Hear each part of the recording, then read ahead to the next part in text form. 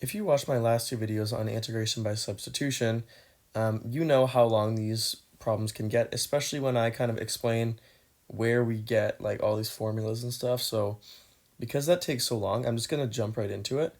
And I'm going to talk about secant substitution when there's a rational power.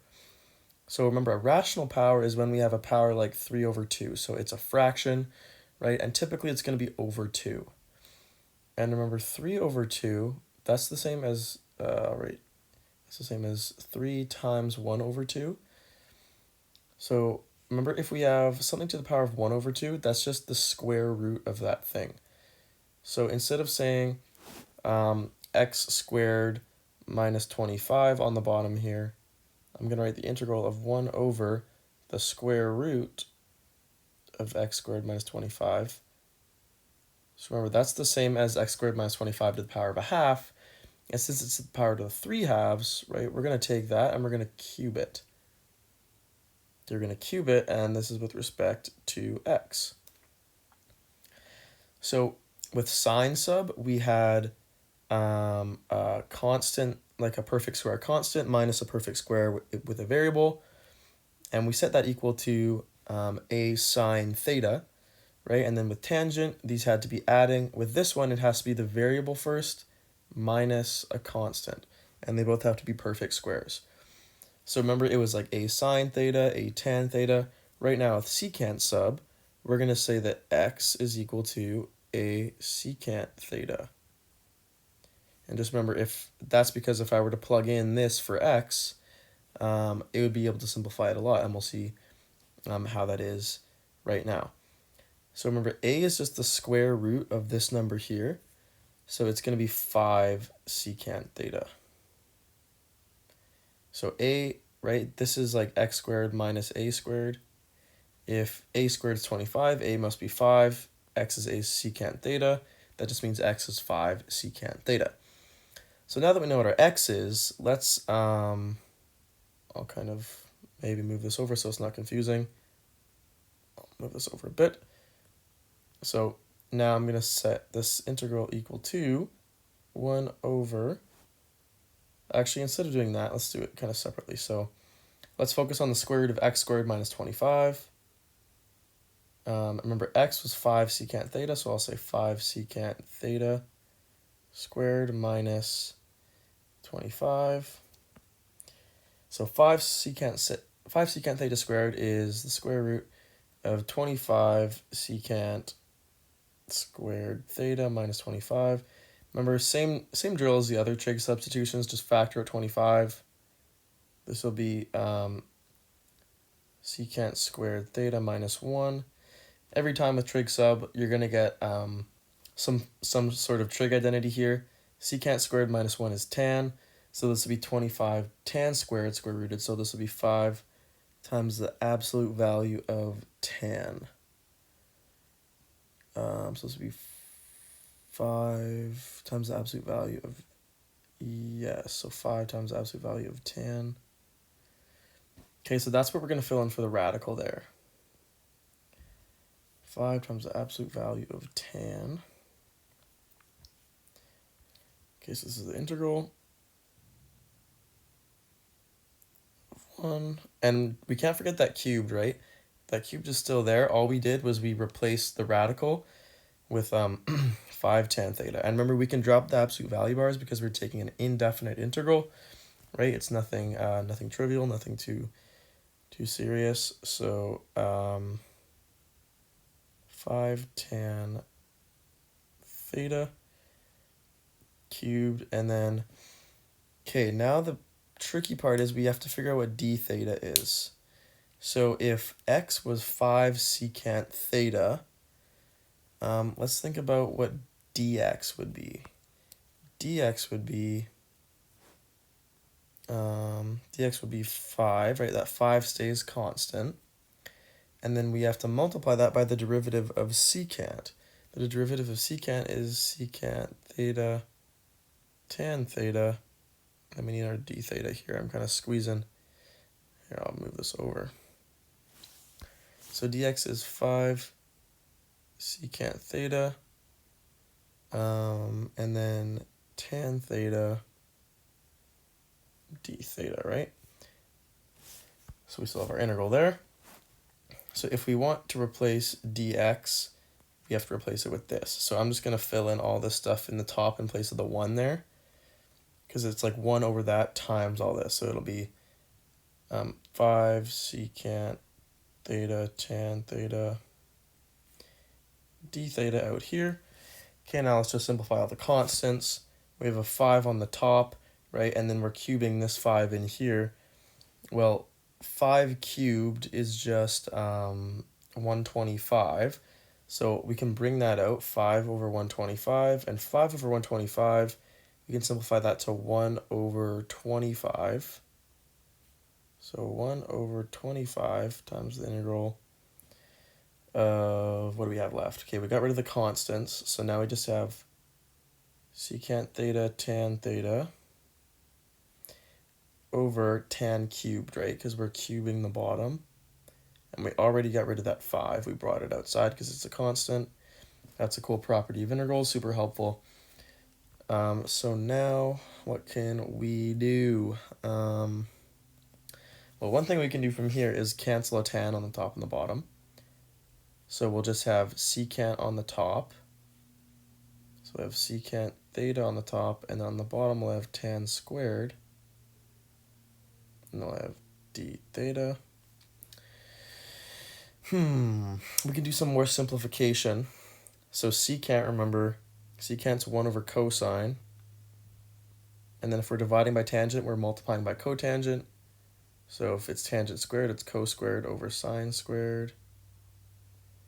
So this will simplify to cos over sine squared. So this will be equals 1 over 25 times the integral of cos theta over sine squared theta d theta. Okay, we're going to do another u substitution here, kind of like in the last video when it was cos over sine to the 4th. We're going to say, let's see here, let u equals sine theta. That means du is going to equal,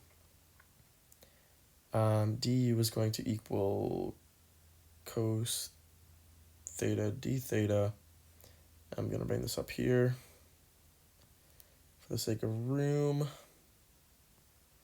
Not really a good place to put it, is there?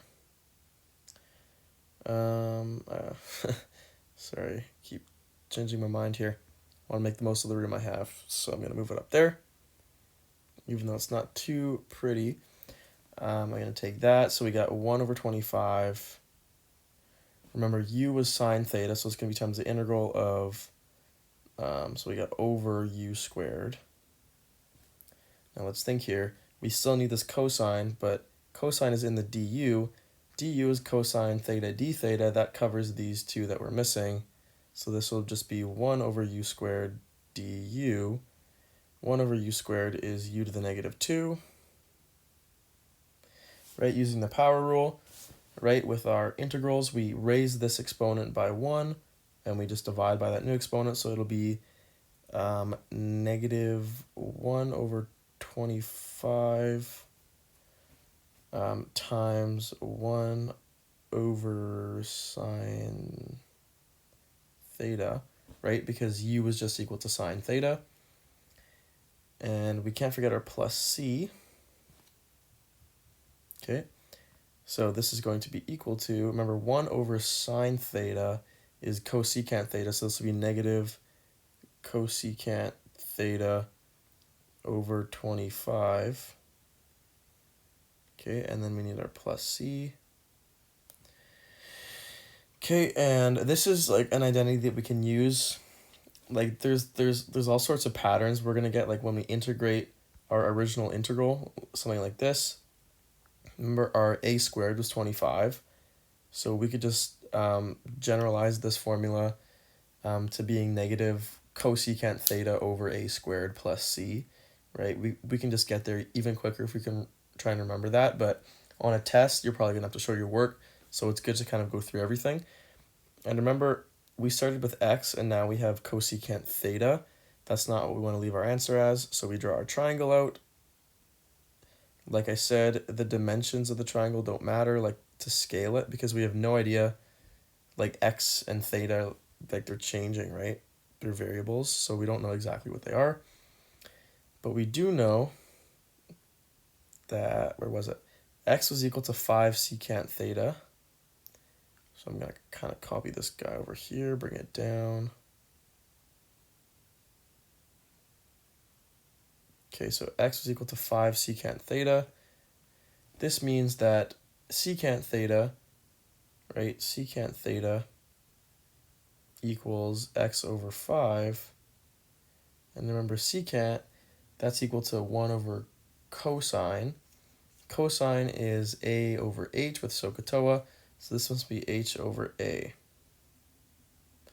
So that means our hypotenuse must be x, right, because that's where our h is. They correspond there, and then our a's, our adjacent sides must be 5.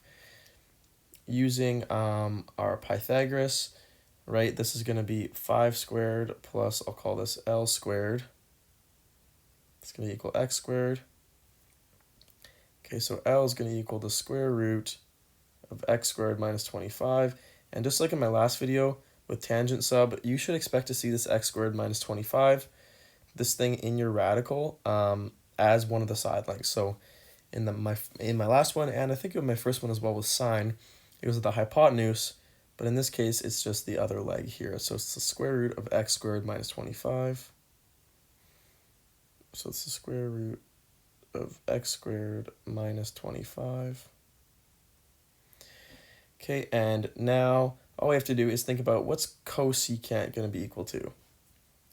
Because our answer was really, I'll write I, it was negative cosecant theta over a squared, which is 25, plus our c. Right, well, cosecant theta, that's 1 over sine, which is going to be h over o, right, hypotenuse over opposite. So if our hypotenuse is x, it'll be negative, right, x over, and our o was the square root of x squared minus 25, so it'll be 25 times the square root of x squared minus 25, and then we get plus c. So that's kind of substituting cosecant with quantities in terms of x. So this is your final answer here. So to double check, right, we want to make sure we have our variables x in here, and we always remember our plus c. So that's the answer for that one. And now we've officially been through 3 vital trig substitution types. We did sine, we did tangent, and we did secant with a rational power. So for this one, we had to do a bit of digging. We had to convert it into a radical instead of just having a rational power, and then kind of interpret it from there. So watching these 3 videos should make you really good at trig substitution and integration, right? It's kind of the same method for all 3, just slightly different trig identities, right? For the first one, we had 1 minus sine squared was equal to cos squared, right? For the tangent, we had secant squared plus 1 was tan squared, and for this one, we had 1 minus secant squared was tan squared. So kind of the same idea for all of them, just slightly different methods. So thanks for watching, and I'll see you soon.